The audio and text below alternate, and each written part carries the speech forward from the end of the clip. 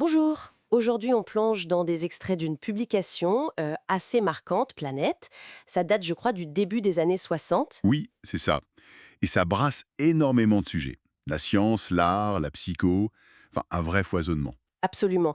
Et le fil rouge, si on peut dire, c'est vraiment ce sentiment de mutation profonde, presque une nouvelle renaissance, comme ils disent. C'est ça.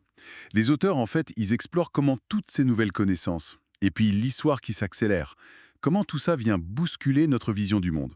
Et notre place dedans, quoi. Exactement. On sent bien cette effervescence, cette idée que notre culture, l'humanisme un peu traditionnel, ben, il n'est plus tout à fait adapté. Ok, alors, déballons ça. Par où commencer? Peut-être par ce point qui m'a frappé.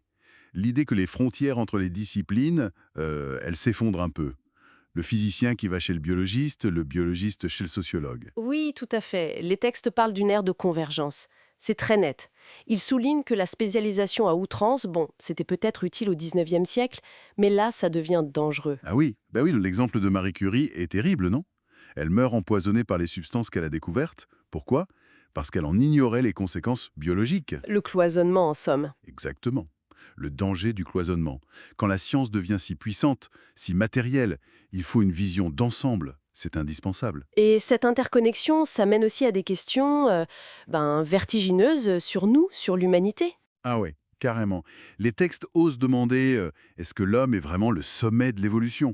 C'est Mhm. c'est audacieux pour l'époque. Très audacieux. L'astrophysicien Pierre Guérin, par exemple, il se pose la question, est-ce qu'il pourrait y avoir ailleurs, dans l'univers, des êtres avec un psychisme, comment dire, supérieur au nôtre? Il parle même du projet OSMA, c'est ça? Cette tentative d'écouter l'espace? Oui, OSMA, la première vraie tentative américaine d'écouter d'éventuels messages radio intelligents venus d'ailleurs.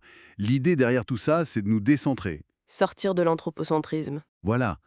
Comment on a fini par admettre que la Terre n'était pas le centre de tout? Et ça pose une question énorme sur notre capacité à tout comprendre finalement. Ce qui nous amène, logiquement, à cette autre idée très forte, le réalisme fantastique. Alors c'est quoi exactement pour eux?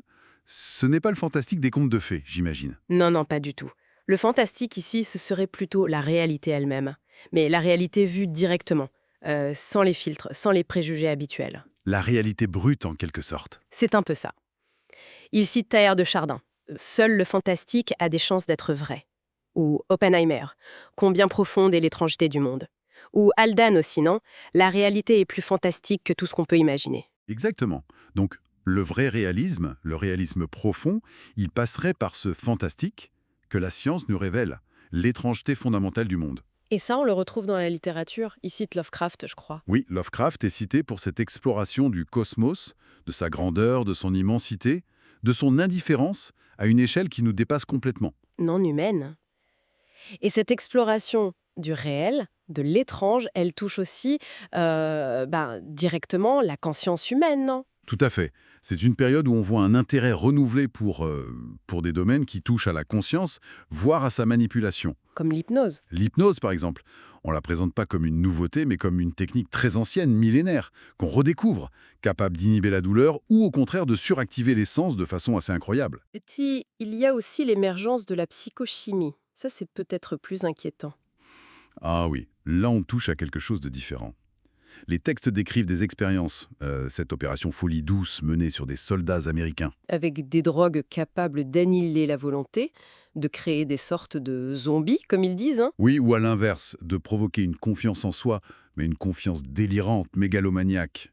Clairement, on explorait là une arme potentielle. Une arme psychique. Terrifiant. Oui, une manipulation mentale envisagée comme une arme nouvelle, peut-être plus insidieuse que les bombes, quoi. Bon, alors pour essayer de résumer un peu tout ça, qu'est-ce qu'on retient de ces textes des années 60? Mais il nous plonge vraiment dans une époque charnière, une époque bouillonnante. Les vieilles certitudes, notamment celles de l'humanisme classique, elles vacillent sérieusement face aux découvertes scientifiques, aux mutations du monde. Oui, on sent cette remise en cause. Et une fascination aussi, non? Pour les potentialités, mais aussi les dangers de tout ce nouveau savoir? C'est ça, une fascination. Et une inquiétude aussi parfois.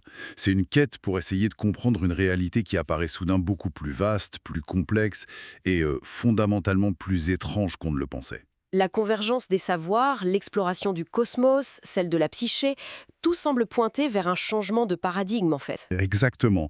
Un changement de regard sur le monde et sur nous-mêmes. Et pour finir, peut-être une question qui reste en suspens après cette exploration. Si la réalité, comme le disaient ces auteurs, se révèle de plus en plus fantastique à mesure qu'on la connaît, Mhm. de quoi a-t-on besoin, nous, intérieurement, pour naviguer là-dedans?